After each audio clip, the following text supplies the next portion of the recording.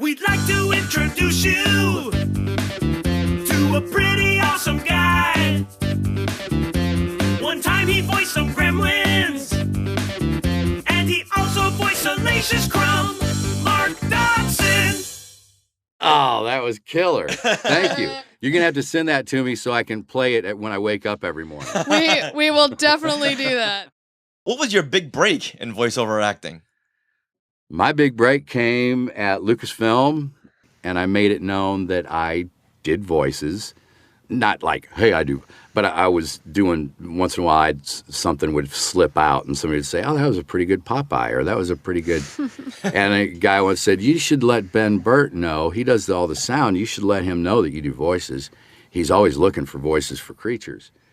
Wow. I said, all right. Yeah, wow. So I let him know, so I let him know. And it wasn't too long after that he said, hey, he got a hold of me up there at the ranch and said, hey, I'm looking for some voices for Jedi. Come on over. When can you come over to my studio? And it was in San Rafael. And wow. So I went over there, and he handed me a script for Admiral Ackbar. Whoa. Yeah, and I didn't expect it. But it was my first audition ever. Oh. And I was so nervous. I mean, I didn't know what to expect. I'll do it right now. I've got some paper on my stand. And I have a stand here. He didn't have a stand. Oh. There was just a mic. And I'm standing there holding the paper. And I don't know if you can hear it. I started shaking that much. Like that. And I'm like, oh my God, Ben, I can't even read this. I'm shaking so bad I can't read the words on the page. And he's like, what's wrong? I said, I'm just nervous. I don't know why. I didn't expect this. And he said, well, just relax. Take a minute. It was the scene where Admiral Ackbar is describing how where the hologram of the Death Star comes up. You can see here the Death Star orbiting the forest moon of Endor. And he's showing how they're going to go in and destroy the Death Star. So a lot of big words, and I'm just getting nervous. He said, just relax. Just take your time. There's no hurry. I said, okay. And I stood there still shaking. I'm like, and I said, oh, Ben. He goes, it's okay. I said, okay, well, let me just do whatever I need to do. He said, okay, go ahead. So I took the page and I walked away from the mic and I started flailing my arms like,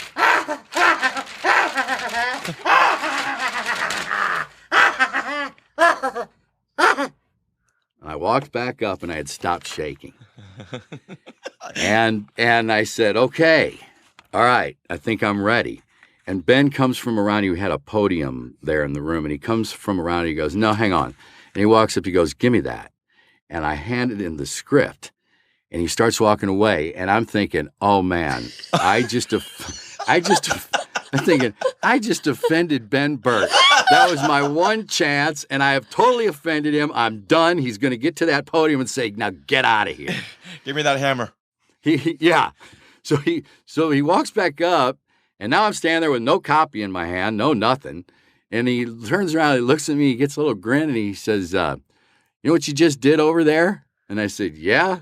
And he said, I got a creature that's going to be perfect for. Forget Admiral Ackbar. We're just going to do a bunch of that today. Wow. And that was how it happened. And that is exactly how it happened. And, I think it's kind of strange because it led to Gremlins 6 months later because of Salacious, the same monster makers. It led to Day of the Dead with George Romero. It led to some really cool stuff that has had a long life for the film world and some kind of iconic creatures. And I really have thought about it and thought, if I hadn't have done that, I would have done something for Admiral Ackbar. I know he ended up talking rather like this, and this kind of a voice, but I don't know what I would have done for it. And I really believe I would have done a crappy audition and Ben would have said, okay, thanks, we'll decide if we're going to use it. And that would have been the end of it. I really do. Wow. But instead, my nervousness and just walking away and going nuts got me a part. And led to Gremlins very quickly thereafter. That is so crazy. Did he try many different laughs, or did he just hear that one and go, okay, that's it, that's what we want? No, he described the character. They didn't show me anything. It was all done, we call it doing it wild, not to picture, didn't see anything. He described the character, and then he made up a scene that isn't even part of the movie, but something that would get those emotes and emotions that he could use. And I would say I cackled and growled and screamed and spoke gibberish for close to a half hour. and out of that half hour, he found a good 1 minute that worked really well. Wow. So did that become, your audition kind of became the actual recording? Yeah, that became the recording. Wow. That was it. Yeah, we did it. He said, we're just going to do this now. And then we did it. So you didn't have to watch the footage and sync up your cackles to Salacious Crumb's mouth movements. No, that was Ben did all that. Ben took it and he took pieces and, I'm sure slid things and made it fit, Like I say, he had close to a half hour of all that. So, wow. He found some and that fit. It's amazing that Salacious Crumb has been such an iconic character with fans and collectors. And now when we watch it, we got to think there's something that this little Kowakian monkey is saying. We just don't know. So we'd like to play a quick game here called What Did He Say? And we're going to play some Salacious Crumb clips. And if you could tell us what he's saying so we can put it into context when we watch the movie. Okay. Okay, what's he saying there? He's laughing there. He thinks that is very funny. He is very sadistic. So he obviously just saw somebody get hurt, and he found that he loves the Three Stooges. He loves slapstick. So that's what he's doing there. So it's more of a genuine laugh, not more of a condescending laugh. No, that's a genuine snicker. Okay, gotcha. All right, here we go for another one. All right, what's the story behind that one?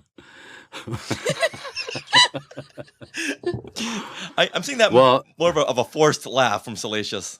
Yeah, that's a little bit more of, well, it's okay. I better laugh because if I don't, my boss is going to smack me. That's kind of what you always have that boss, whatever he says, you got to howl like it's the funniest thing you'd ever heard. Right, exactly. Oh, exactly. Okay, we're on the same page then. All right, here goes another one. So we hear a little bit of a Jabba behind there. Oh, well, I think that's because Jabba is laughing at Chewbacca. And so he finds it very, very funny. They find Chewbacca very funny. In fact, Jabba tells him Wookiee Cheesa, I think, which is, the Wookiee's funny. So, Wookiee Cheesa. Oh, so you know Hatiz as well. A little bit. So Salacious Crumb's got a very dark, twisted, sadistic side to him. Very. Oh, very, very. He loves slapstick. Yeah. he would really like to see Quentin Tarantino redo the Three Stooges. Oh. Okay, but what's Salacious Crumb's take on Benny Hill? Oh, he loves the women. He loves the Benny Hill women. Yeah. All right, now here's a final Salacious clip. All right, what's up? I think he just got a close-up of Slave Leia. Oddly enough, that's the same noise I made when I first saw Return of the Jedi and coming into puberty. That's right. Oh my goodness. Wow. So it doesn't sound like they had pitched it up or down or changed it or anything. That's you. That's me. I think he thinned it a little bit. He may have took some of the bottom off of my voice. I would say he thinned it. Okay. But yeah, it's pretty close. And that was 32 years ago. So I was able to get even a little higher than I can now. So now, how do you differentiate the Gremlins' voices from Salacious Crumb's voice?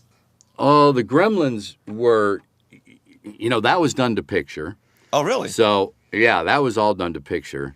They were a little more mischievous, a little more of that in there. So, it just had a little more growl to it. We weren't mean, just mischievous and like to have fun, but probably would get thrown out of any bar. You know?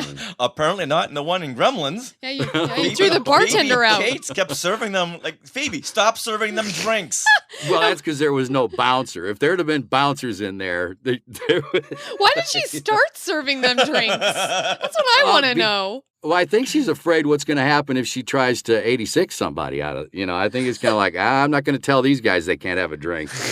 Now, what would a bar conversation sound like between Salacious Crumb and a gremlin?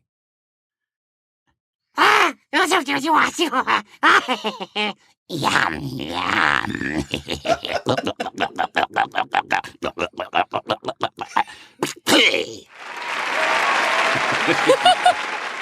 All right, and now they're casting for The Force Awakens. In walks Salacious Crumb and Gremlins number 4.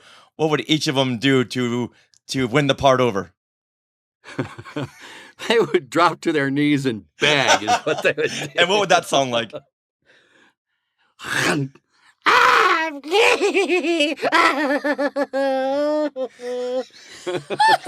Wait.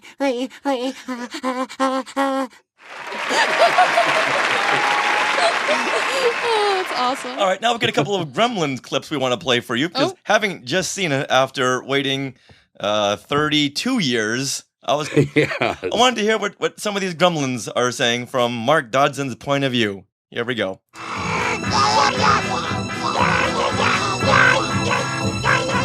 Okay, can you translate that, please? Yeah, that's a lovely rendition of fa la la la la la la la la. I think Gremlin number 3, one of the earmuffs. I think he was off key. He was because of the earmuffs. No. He's off. He's totally off beat. He's off everything. Yeah. He's off his rocker. Yeah. Yes, he's off his rocker. Okay, here's another Gremlins clip. Okay, well, what are they laughing about now? Oh, because we're a little sadistic too and like slapstick. And Mrs. Deagle just flew out the window. and I mean, that is hilarious. And she deserved it. She did, but if you listen really closely on the soundtrack, she's saying, "Kiss my grits!" She would too. Polly Holiday, she would. Yeah. Wow, what a good time. What a good time we've had here. Mark, thank you. Oh, this has been fun, you guys. Yeah. Thank you very much for coming on here. Yeah, and where can people come and meet you or find you on social media? Oh, just Mark Dodson. Okay. Yeah, just Mark Dodson, and there's right now, I change my profile picture once in a while. Is this Facebook? Yeah, on Facebook. That's it. I don't do any of the others.